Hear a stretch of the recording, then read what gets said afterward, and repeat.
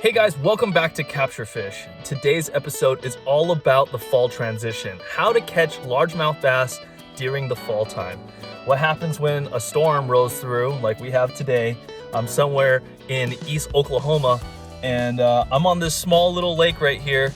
There's a bunch of clouds, a bunch of wind. I wouldn't say it's prefrontal or post-frontal. We're like in the middle of a front right now. So I'm gonna try and figure some stuff out. Hopefully catch a bass or two. It's my first time to this lake ever. So I'm gonna show you guys how I like to break down new bodies of water in the fall. Let's go get them.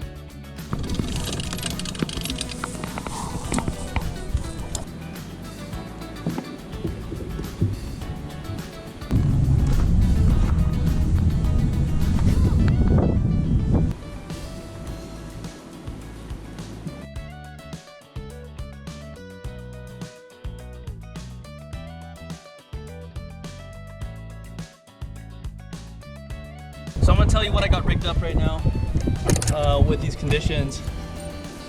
First one, I got a spinnerbait. This is a Mega Bass SV3, I believe. This is a 3.5, sorry, with a Basstrix little trailer on there. Got a Texas rig, rigged on fluoro peg. I got a lipless. I got a jerkbait.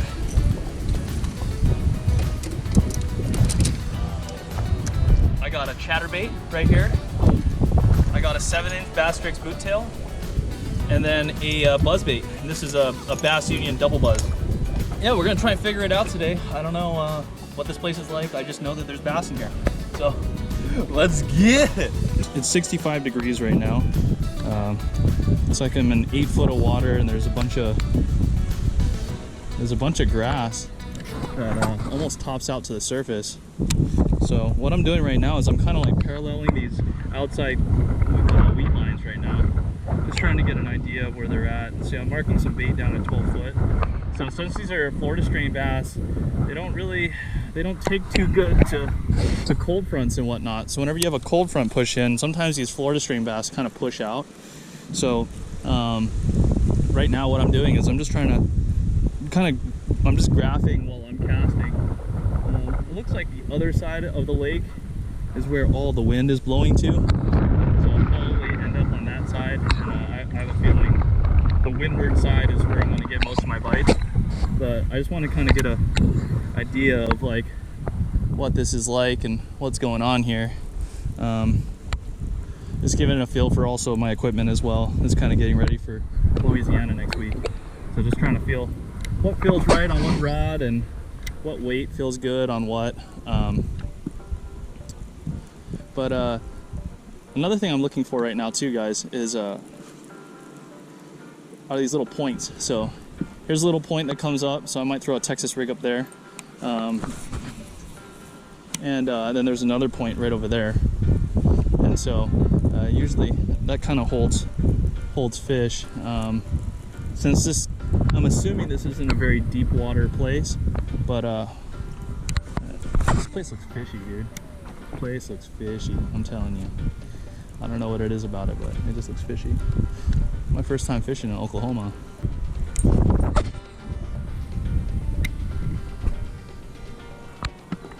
So I'm gonna spot lock right here.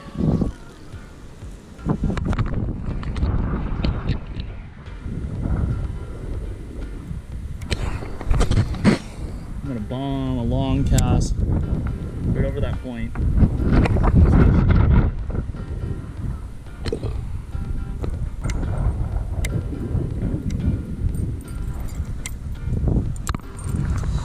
Ah, there we go. There's a mark. 6 foot. Interesting. Let's try a little good old jerkbait.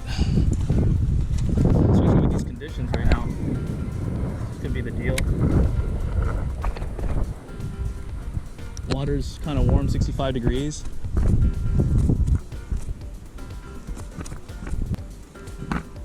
The water's clear. I want something that just kind of stands out. Oh, right there we go. First fish, guys. Oh, he's in the sticks. Get out of the sticks. Oh.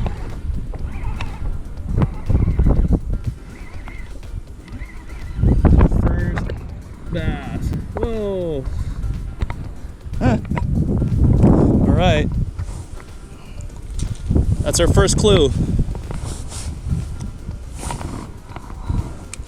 Look how dark this thing is. Clear some of this grass off, you guys can see them. But look how dark. So that tells me something, is that when these fish are really dark, they're look how good he got that top hook. That tells me something, that they're really tight to the grass. Runs the same thing on the delta as well in California. Is when those bass are really dark and they don't have orange bellies, that means they're not in the mud. But I mean, look how dark this bass was. So he's been in the weeds. You can tell all those weeds right there. So that could be something right there. First little pattern, first little bass on the random lake. All right, bud. Sweet.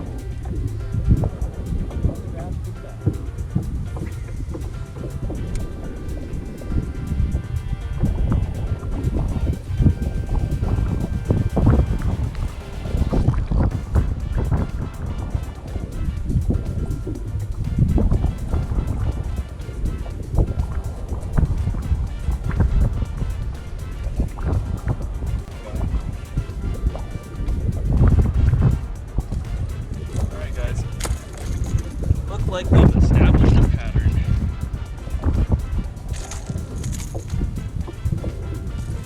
Look how dark this thing is, dude. That's wild. It seems like they want the jerkbait. I mean, it's kind of hard to beat it. Like it's a year-round killer, and especially during these kind of conditions. Yeah, I'm fishing it in a place that's really weedy. You can tell I'm like pulling up a lot of grass with it, but that's where these guys are hiding right now. They're hunkered down in that grass, and they see that jerkbait come ripping by, and they just come out and smoke it. So that's pretty cool. Nice, chunky, healthy.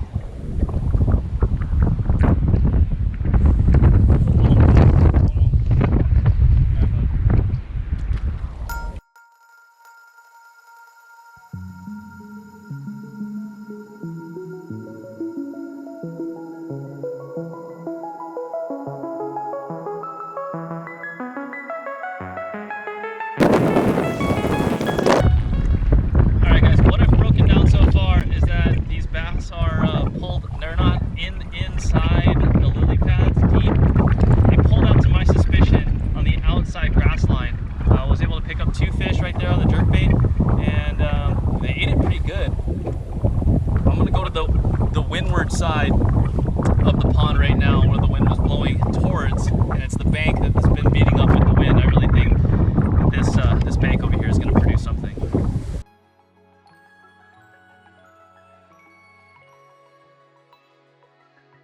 There's going to be a bass off of this point for sure. There might be a couple. The way this is setting up, this looks so nice. So I'm going to position the boat a little bit further this way, and that way I can make casts across this point. I don't know if you guys can see it, but basically this little point right here comes out, and there's a little point with the lily pads, so that's what I'm going to kind of target. It's so cool to fish lily pads. I never get to fish lily pads. The last time I fished lily pads, and I think one of the first times I fished lily pads was in Washington, my Sammamish video. So if you guys haven't taken a look at that, that's kind of cool. Fishing for largemouth in Washington State. So I'm gonna just sit outside of this grass line right now and just kind of cast in, try to get right on that edge of where, right on the edge of that all the lily pads, and then work this jerkbait out and see if this boat positioning will help. I don't know how shallow it is up there.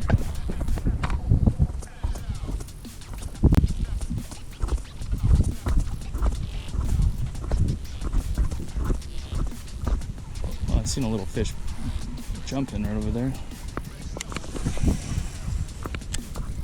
The water's still warm, so these fish aren't like wanting to slow down. They're just like, oh, this is still nice temperature, 60. Oh, there's another one.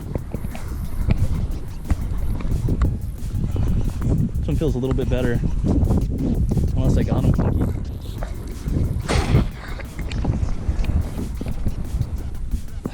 There we go, another bass on the rip bait. And I was coming through some other grass, and now how do we get the bigger ones? Now that's the key. But at least that's a tip right there. That's a little tip.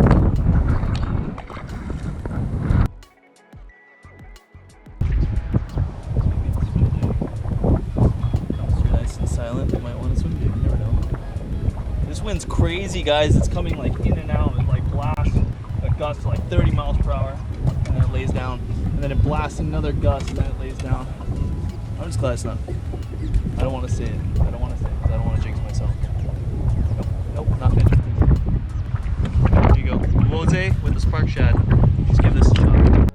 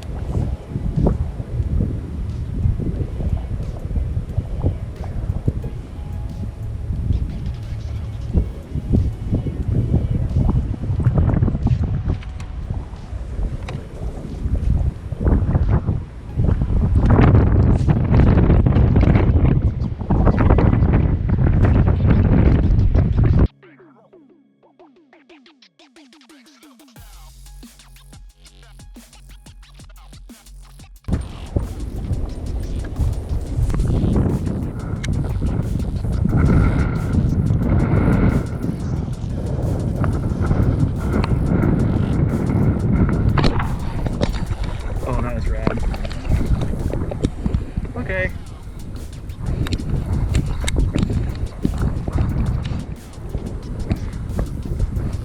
That's another little clue. Look at that, cool, man. Look at that. Smoked it. Alright, so it's windy. I just switched up the trailer from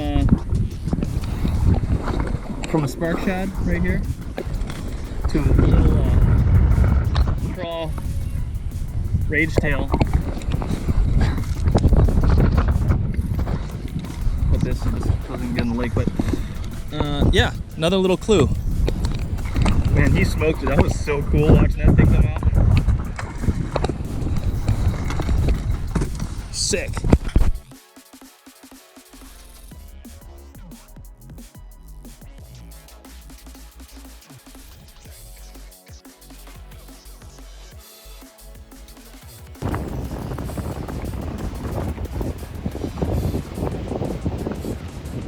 It's a little windy.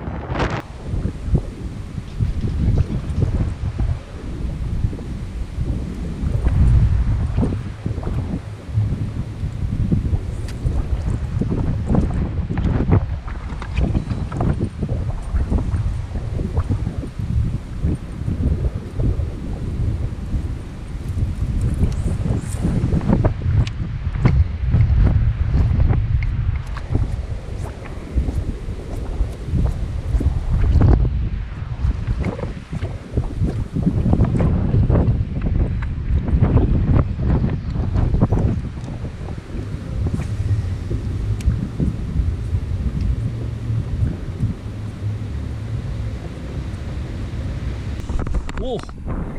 Oh my god, that one smoked it.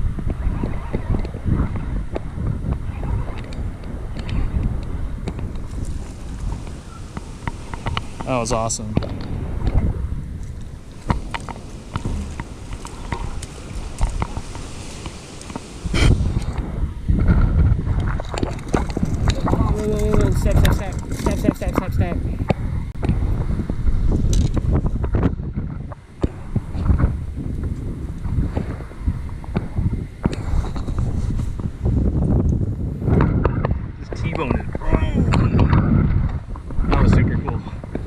Super cool.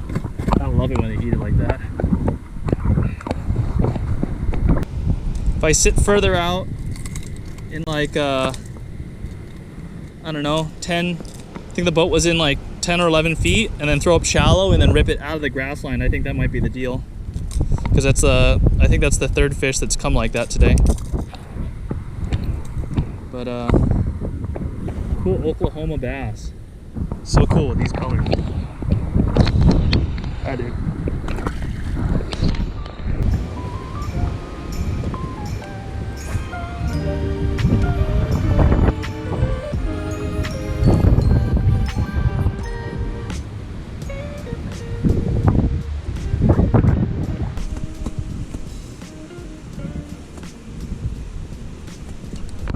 There you go.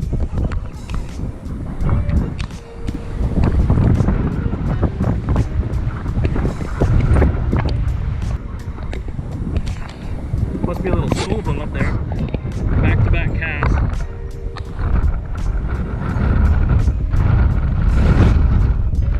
Back-to-back bass.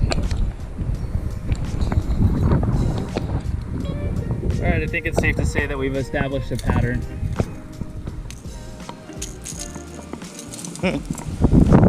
Sick.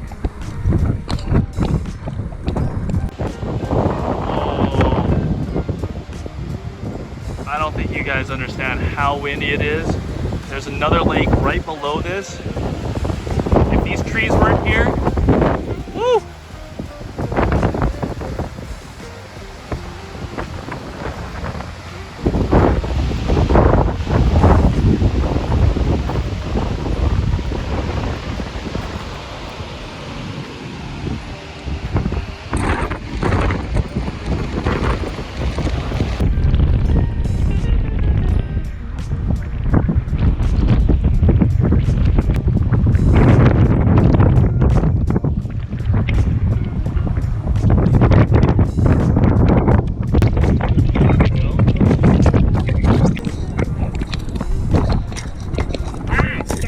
These bass never learn. Let me help you. Beautiful fish, man. These things are so cool looking. They're so dark green. Alright, thanks, bud.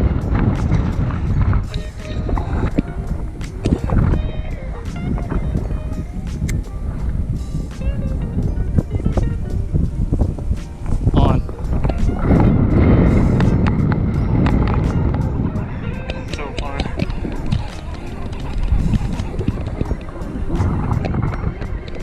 Alright, time to wear these guys out. Whoa, what is this? Whoa, crappie! Oh, crappie, crappie. Bonus fish. Wow. How pretty this guy is.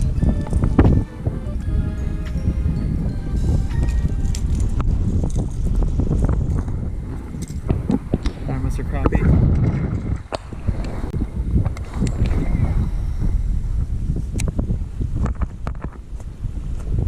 Should be a big one right here.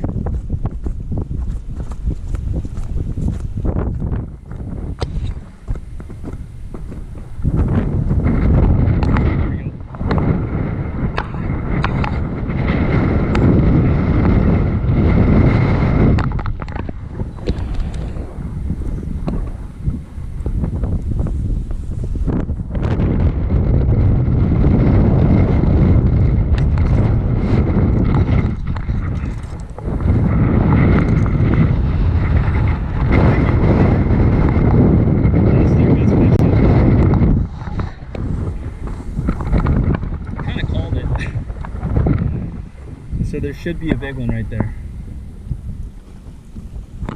Man, it's cool fishing across the country. Because normally in California, you'd think like some of my home, like the home lake I get to fish all the time, it's like, oh, there should be a bass there. And there's not a bass. Like places like this, oh, there should be a bass there. Guess they read the book here.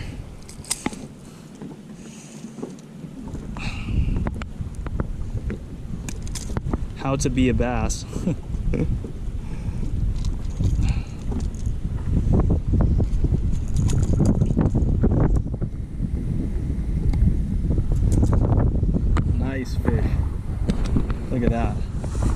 Beautiful. All right, see ya.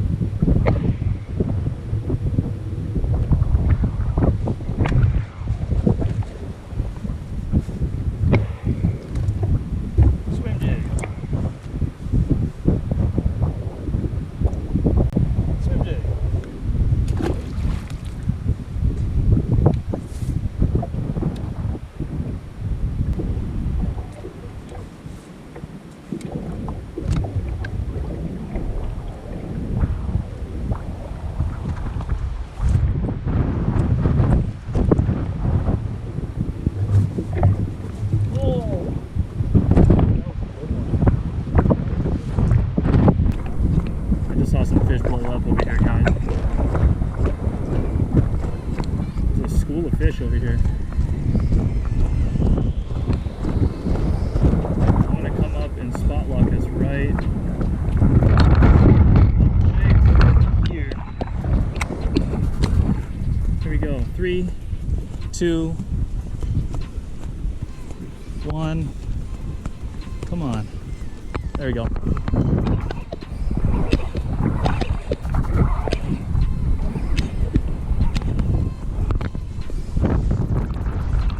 Just as I was saying, guys, I found a similar pattern to what I established earlier, utilizing grass lines as points.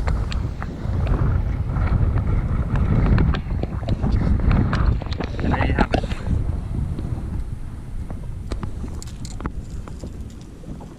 Saw some bass feeding up on the point right there. There we go. Get back in there. Get back in there.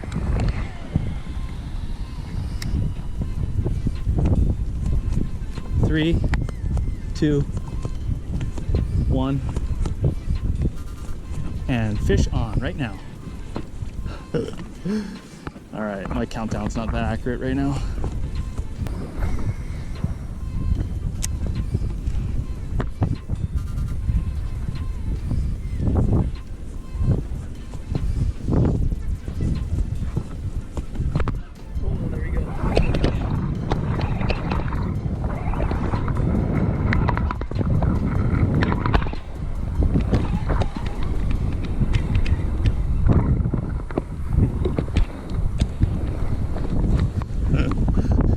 So fun. Oh my gosh.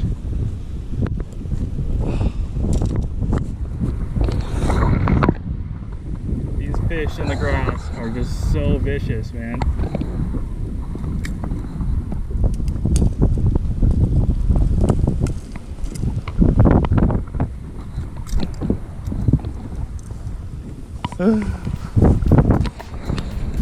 Oh, Mr. Jerkbait, put it in some work today. Put it in some work.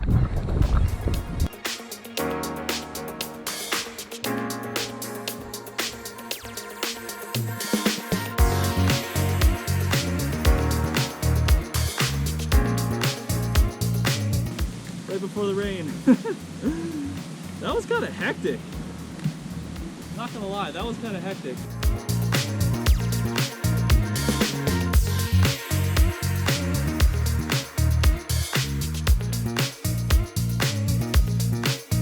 So a little recap. At first, I really wanted like that chatterbait bite or a spinnerbait bite, just because I thought, you know, good conditions, it was windy, they were gonna eat it, probably. Water visibility is like 3 to 4 feet, pretty clear. I just thought that that's what they're gonna wanna eat. I saw all the shallow grass, and not to say that they probably wouldn't have eaten a chatterbait, but I picked up the jerkbait and got my first clue.